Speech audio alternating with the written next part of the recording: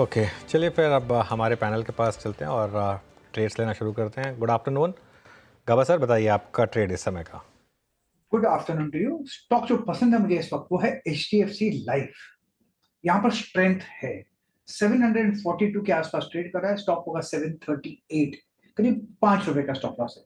On the upside जो first technical target है 750, फिर 760 पॉसिबल है HDFC लाइफ में, क्योंकि स्ट्रक्चरली इसमें एक स्ट्रेंथ नजर आती है HDFC लाइफ।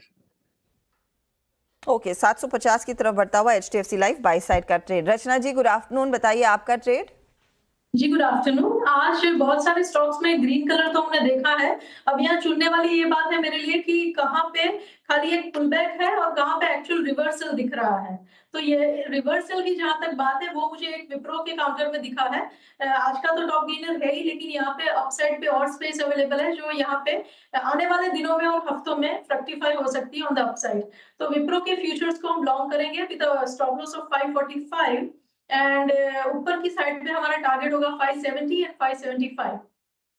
ओके, विप्रो यहाँ पर एक बाय कॉल रचना जी की तरफ से। मानस गुड आफ्टरनून। मानस, आपकी ट्रेड।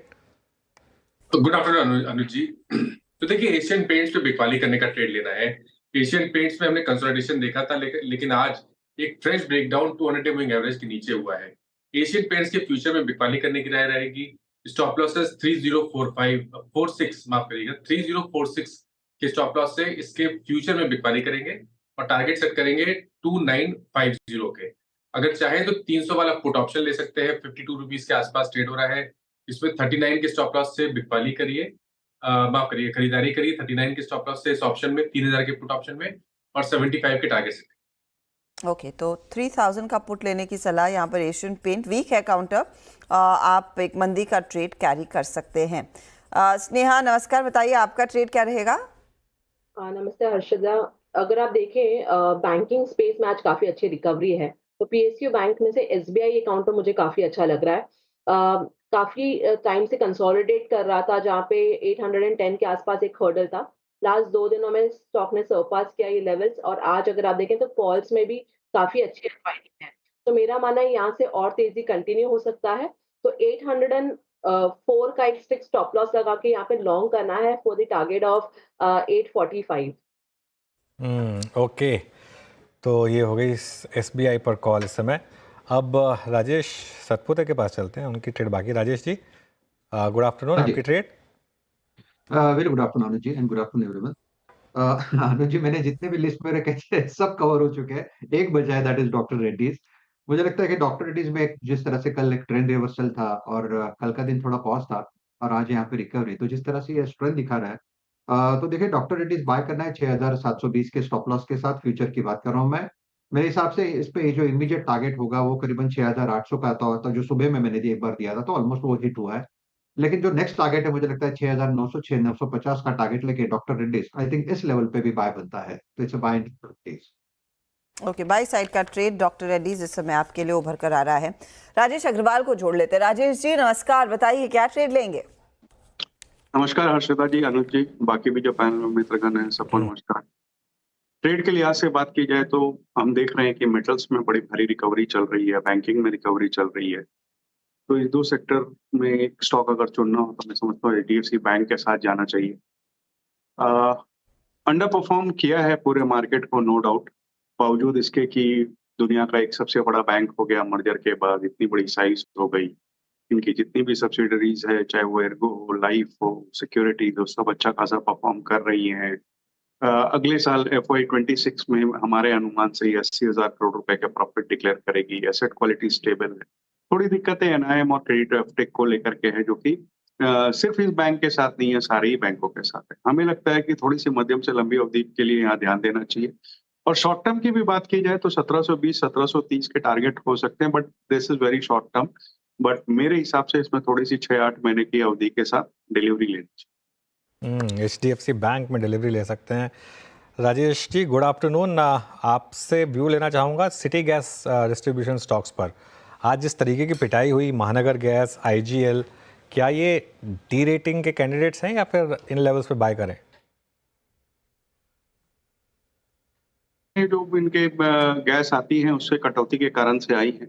पहले 84% के बाद था, फिर बाद में 72 हुआ और ज्यादा कटौती हो गई। जाहिर सी बात है कि इनके अर्निंग्स पे प्रभाव पड़ेगा। अब ये देखना होगा कि ये जो बाजार से ऊंचे दाम पे गैस खरीदेंगे, उसको ये पास ऑन कर पाएंगे कि या नहीं कस्टमर को, वॉल्यूम ग्रोथ कैसे आएगी, ऐसी बहुत सी चीजें देखने लायक होगी। लेकिन कुछ बयानात मैनेजमेंट के ऐसे आए कि जैसे करीब कुछ कट आएगा मार्जिन पे दे, और हमारा खुद का ये अनुमान है करीब 20-22% का इनको दिक्कत आएगी बॉटम लाइन पे। लेकिन अगर आप मार्केट में गिरावट देखो कल की और आज की लेकर के, तो मुझे लगता है कि नेगेटिव्स डिस्काउंट हो चुके हैं। हो सकता है कि मौजूदा स्तर से 2-4% और गिर जाए, बट इस वक्त हमें लगता है कि महानगर गैस खास करके वहां पे एक खरीदारी का मौका बनता है। इस वक्त थोड़ा सा दिक्कत ये भी है कि महाराष्ट्र में इलेक्शन के कारण से कुछ प्राइस हाइक्स इस वक्त अलाउ नहीं हो, तो हो सकता है कि थोड़ा इलेक्शन तक इंतजार करना पड़े। लेकिन एक अच्छी बाइंग अपॉर्चुनिटी महानगर गैस में बन रही है। एक अच्छी अपॉर्चुनिटी एमजीएल में ज़रूर बन रही है, लेकिन हाँ, वो इलेक्शन का तो पेच फंस ही रहा है। जब तक वो नहीं पार होता स्पीड ब्रेकर, शायद ही कंपनी प्राइस हाइक ले पाएगी। और लेना भी तो होगा अनुज, एक रिपोर्ट आई थिंक जेफरीज की मेंशन करी थी 6 से 8 रुपए की रेंज में वो प्राइस हाइक लेना होगा। अब तक इन्होंने जब भी प्राइस हाइक्स लिए वो फ्रैक्शंस में ही हुआ है, 2-2.5 रुपए एट द मोस्ट। हर्षदा, मामला सारा वहीं पे है कि पास थ्रू तो हो जाएगा और पाइप नेचुरल गैस में कोई दिक्कत भी नहीं है, वो हमको भरना पड़ेगा। लेकिन जो सीएनजी वाला मामला है, हाँ, उसमें जो गाड़ियों वाला बहुत मामला बड़ा है, challenge। उसमें फिर वो डीजल के मुकाबले और at a time when Brent prices नीचे आ रहे हैं, तो आगे जाके हो सकता है कभी ना कभी तो डीजल प्राइस भी कट होने चाहिए। तो या तो गवर्नमेंट की पॉलिसी हो कि नहीं डीजल के प्राइस भी यहाँ नहीं कट होंगे, उल्टा और एक्साइज बढ़ाई जाएगी। अनलेस ऐसा हो तो या तो मार्जिन पे कॉम्प्रोमाइज़ करिए आप। लेकिन एक चीज़ तो क्लियर है, ये स्टॉक्स की जो फंडामेंटल स्टोरी चली आ रही थी वन वे वाली, वो कुछ हद तक उस पर ब्रेक लगा है।